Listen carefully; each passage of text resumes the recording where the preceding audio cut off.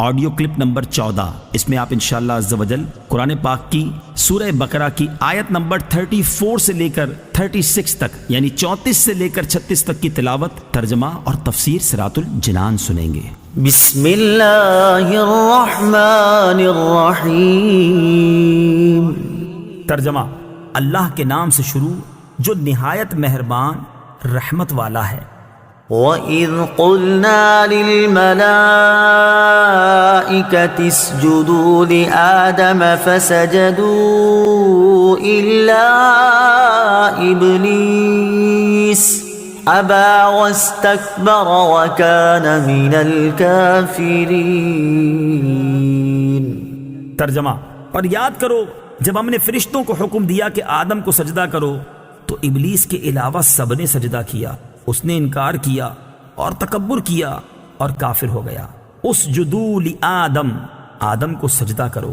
تفسیر صراط الجنان میں ہے اللہ تعالیٰ نے حضرت آدم علیہ السلام کو تمام موجودات کا نمونہ اور عالم روحانی اور جسمانی کا مجموعہ بنایا اور فرشتوں کے لیے حصول کمالات کا وسیلہ بنایا، تو انہیں حکم فرمایا کہ حضرت آدم علیہ السلام کو سجدہ کریں، کیونکہ اس میں حضرت آدم علیہ السلام کی فضیلت کا اعتراف اور اپنے مقولہ اتجعل فیہا کی معذرت بھی ہے۔ بہرحال تمام فرشتوں کو سجدے کا حکم دیا گیا اور ملائکہ مقربین سمیت تمام فرشتوں نے سجدہ کیا، لیکن شیطان نے سجدہ کرنے سے انکار کر دیا اور تکبر کے طور پر یہ سمجھتا رہا کہ وہ حضرت آدم علیہ السلام سے افضل ہے، اور اس جیسے انتہائی عبادت گزار فرشتوں کے استاد اور مقرب بارگاہ الہی کو سجدے کا حکم دینا حکمت کے خلاف ہے۔ اپنے اس باطل عقیدے، حکم الہی سے انکار اور تعظیم نبی سے تکبر کی وجہ سے وہ کافر ہو گیا۔ حضرت آدم علیہ السلام اور ابلیس کا واقعہ قرآن پاک کی 7 سورتوں میں بیان کیا گیا ہے۔ سجدہ سے متعلق چند شرعی احکام اس آیت میں سجدے کا ذکر ہے، اس مناسبت سے یہاں سجدے سے متعلق چند احکام بیان کیے جاتے ہیں۔ سجدے کی 2 قسمیں ہیں، عبادت کا سجدہ، تعظیم کا سجدہ۔ عبادت کا سجدہ کسی کو معبود سمجھ کر کیا جاتا ہے، اور تعظیم کا سجدہ وہ ہوتا ہے جس سے مسجود یعنی جسے سجدہ کیا جائے اس کی تعظیم مقصود ہوتی ہے۔ تعظیمی سجدہ پہلی شریعتوں میں جائز تھا، ہماری شریعت میں منسوخ کر دیا گیا، اب کسی کے لیے جائز نہیں ہے، لہٰذا کسی پیر یا ولی یا مزار کو تعظیمی سجدہ کرنا حرام ہے۔ لیکن یہ یاد رہے کہ تعظیمی سجدہ کرنے والوں پر یہ بہتان باندھنا کہ یہ معبود سمجھ کر سجدہ کرتے ہیں، یہ اس تعظیمی سجدے سے بڑا جرم ہے، کیونکہ یہ مسلمانوں کو مشرک و کافر کہنا ہے۔ تکبر کی مذمت۔ تکبر ایسا خطرناک عمل ہے کہ یہ بعض اوقات بندے کو کفر تک پہنچا دیتا ہے، اس لیے ہر مسلمان کو چاہیے کہ وہ تکبر کرنے سے بچے۔ حضرت عبداللہ ابن مسعود رضی اللہ تعالی عنہ سے روایت ہے، نبی کریم صلی اللہ تعالی علیہ وسلم نے ارشاد فرمایا، تکبر حق کی مخالفت کرنے اور لوگوں کو حقیر جاننے کا نام ہے۔ حضرت عبداللہ ابن مسعود رضی اللہ تعالی عنہ سے روایت ہے، حضور اقدس صلی اللہ تعالی علیہ وسلم نے ارشاد فرمایا، تکبر سے بچتے رہو، کیونکہ اسی تکبر نے شیطان کو اس بات پر ابھارا تھا کہ وہ حضرت آدم علیہ السلام کو سجدہ نہ کرے۔ وَقُلْنَا يَا آدَمُ اسْكُنْ أَنْتَ وَزَوْجُكَ الْجَنَّةَ وَكُلَا مِنْهَا رَغَدًا حَيْثُ شِئْتُمَا وَلَا تَقْرَبَا هَذِهِ الشَّجَرَةَ فَتَكُونَا مِنَ الظَّالِمِينَ فَأَزَلَّهُمَا الشَّيْطَانُ عَنْهَا فَأَخْرَجَهُمَا مِمَّا كَانَا فِيهِ وَقُلْنَا اهْبِطُوا بَعْضُكُمْ لِبَعْضٍ عَدُوٌّ وَلَكُمْ فِي الْأَرْضِ مُسْتَقَرٌّ وَمَتَاعٌ إِلَى حِينٍ۔ ترجمہ: اور ہم نے فرمایا، اے آدم، تم اور تمہاری بیوی جنت میں رہو اور بغیر روک ٹوک کے جہاں تمہارا جی چاہے کھاؤ، البتہ اس درخت کے قریب نہ جانا ورنہ حد سے بڑھنے والوں میں شامل ہو جاؤ گے۔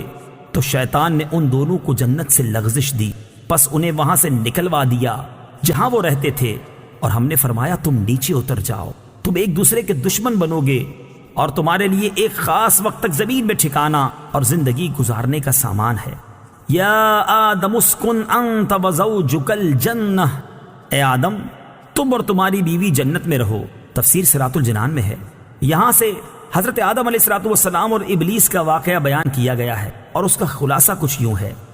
حضرت آدم علیہ السلام اور ابلیس کے واقعے کا خلاصہ: حضرت آدم علیہ السلام کو سجدہ نہ کرنے کی وجہ سے شیطان مردود ہوا تھا، لہٰذا وہ حضرت آدم علیہ السلام کو نقصان پہنچانے کی طاق میں رہا۔ اللہ تعالیٰ نے حضرت آدم علیہ السلام اور حضرت حوا رضی اللہ تعالی عنہا سے فرمایا کہ جنت میں رہو اور جہاں دل کرے بے روک ٹوک کھاؤ، البتہ اس درخت کے قریب نہ جانا۔ شیطان نے انہیں وسوسہ ڈالا اور کہنے لگا کہ تمہیں تمہارے رب عز و جل نے اس درخت سے اس لیے بنا فرمایا ہے کہ کہیں تم فرشتے نہ بن جاؤ یا تم ہمیشہ زندہ رہنے والے نہ بن جاؤ۔ اور اس کے ساتھ شیطان نے قسم کھا کر کہا کہ میں تم دونوں کا خیر خواہ ہوں۔ اس پر انہیں خیال ہوا کہ اللہ پاک کی جھوٹی قسم کون کھا سکتا ہے۔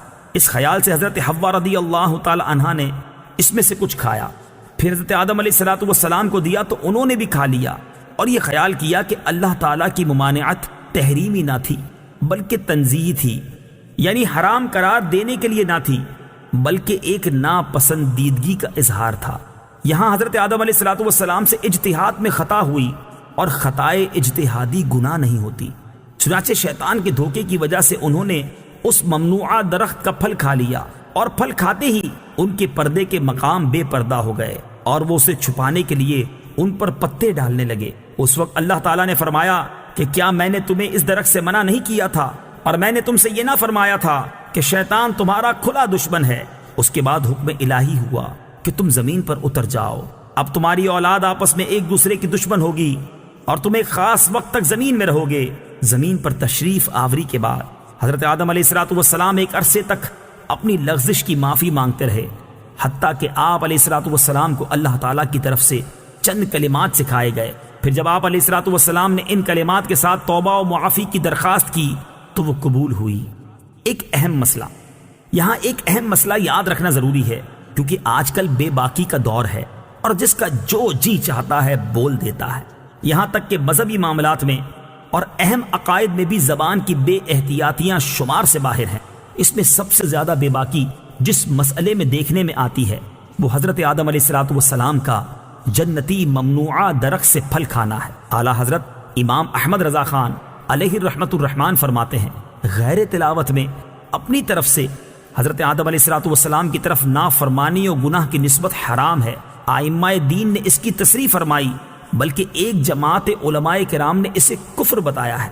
لہٰذا اپنے ایمان اور قبر و آخرت پر ترس کھاتے ہوئے ان معاملات میں خاص طور پر اپنی زبان پر قابو رکھیں۔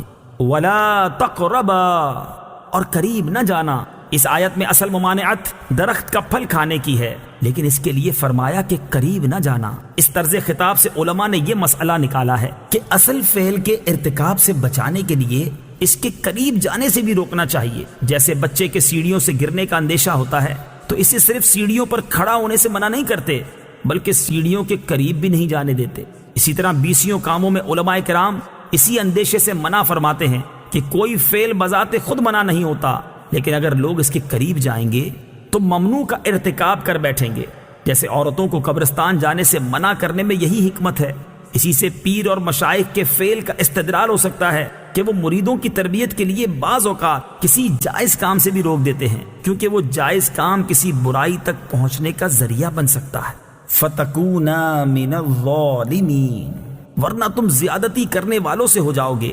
ظلم کا معنی ہے کسی شے کو اس کی اپنی جگہ کے علاوہ کسی اور جگہ رکھنا، اور یہاں آیت میں ظلم خلاف اولا کے معنی